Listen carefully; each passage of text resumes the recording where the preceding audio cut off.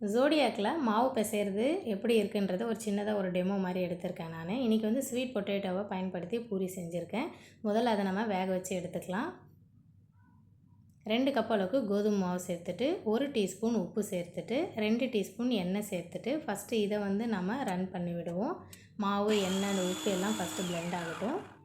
Next நம்ம வேக வச்ச அந்த சக்கரவள்ளி கிழங்கு சேர்த்துக்கலாம். சேர்த்துட்டு இது ஒரு 1 மினிட் பார்த்திங்கன்னா நீங்கள் ஒரு ஸ்பீட்லேயே நல்லா ஓட விட்டிங்கன்னா அந்த மாவும் சக்கரவள்ளி கிழங்கும் எல்லாமே ஒன்றா சேர்ந்து உங்களுக்கு இந்த கன்சிஸ்டன்சியே கரெக்டாக இருக்கும். பாருங்கள், பிடிச்சா நமக்கு அழகாக பிடிக்க வரும். சரி, 1 டேபிள் ஸ்பூன் அளவுக்கு தண்ணி சேர்த்தாலே போதும், நமக்கு கரெக்டாக வந்துடும்.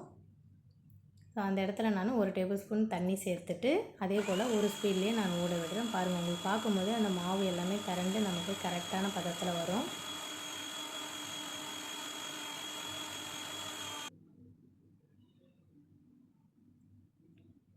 பாருங்கள், இப்போ எல்லாமே நமக்கு கரெக்டாக இருக்குது. இப்போ ஜஸ்ட்டு 1 ஸ்பூன் எண்ணெய் மட்டும் சேர்த்தோன்னா நமக்கு நல்லா ஷைனாக வந்து நம்ம கையில் பிசைஞ்ச அளவுக்கு அதை விட சூப்பராகவே உண்மையாகவே வருது.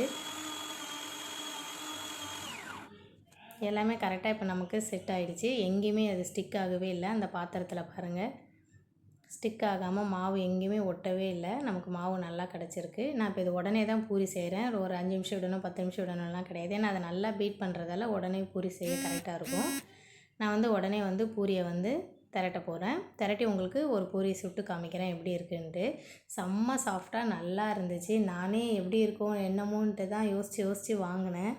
ஆனால் உண்மையாகவே சப்பாத்தி மாவு நல்லா பிசையுது. பூரி சப்பாத்தி மாவுக்கு பர்ஃபெக்டாக இருக்குது. இன்னும் காயெலாம் நான் இன்னும் கட் பண்ண ஆரம்பிக்கல நிறைய. பட் எனக்கு இது பர்சனலாக ரொம்ப பிடிச்சிருக்கு. பாருங்கள், பூரி நல்லா வந்திருக்கு. மீண்டும் ஒரு நல்ல வீடியோவில் சந்திப்போம். நன்றி, வணக்கம்.